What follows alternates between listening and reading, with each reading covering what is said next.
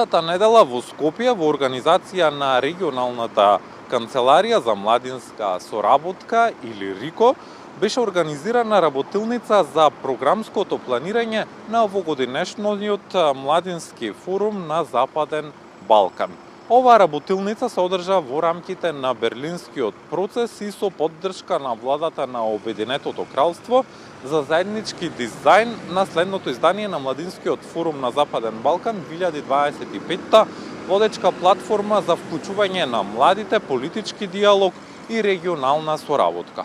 Работилницата ги собра на едно место разновидна група на млади луѓе, актери од граѓанското општество, меѓународни организатори, едукатори и младински работници за да дискутираат за централното прашање на форумот кое гласи каква е улогата на младите во обезбедувањето на мирен, безбеден и економски одржлив Западен Балкан. Во продолжение предлагам да ги чуем изјавите на Владимир Ѓоргиевски, раководител на канцеларијата на РИКО во Скопје, и Стојан Пандов, советник за млади во владата. Секаде во регионот организираме по еден настан минимум, каде што ги консултираме младите, младинските работници, оние кои што се активни во младинските политики, но и работат со млади, за да ни дадат своите мислења за Берлинскиот процес до сега, историски како допринел, што очекуваат понатаму од Берлинскиот процес, што очекуваат специфично за Младинскиот форум, бидејќи сакаме да креираме агенда, односно процес кој што ќе биде максимално консултиран со младите луѓе, младите да ја креираат таа агенда, младите да бидат вклучени во целосна имплементација. Планираме повеќе чекори, значи форумот е само еден од настаните, планираме и потоа да имаме настани, планираме повеќе ефекти, меѓутоа оставаме се да видиме што се нивните потреби, кои се нивните барања и како да го креираме тој процес заеднички.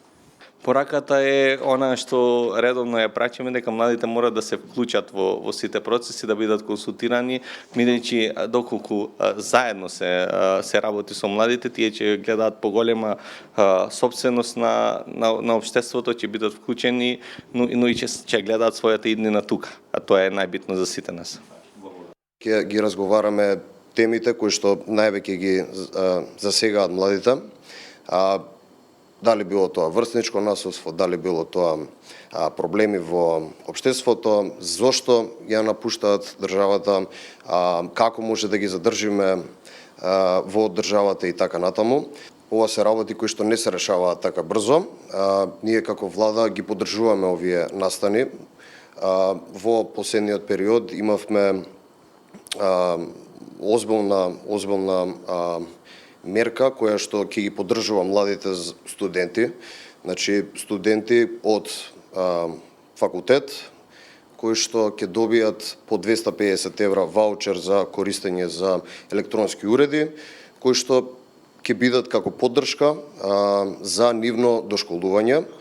Ние како влада работиме на тоа да ги задржиме младите тука во Македонија и гледаме што понатаму да ги вклучиме во процесите на донесување на одлуки.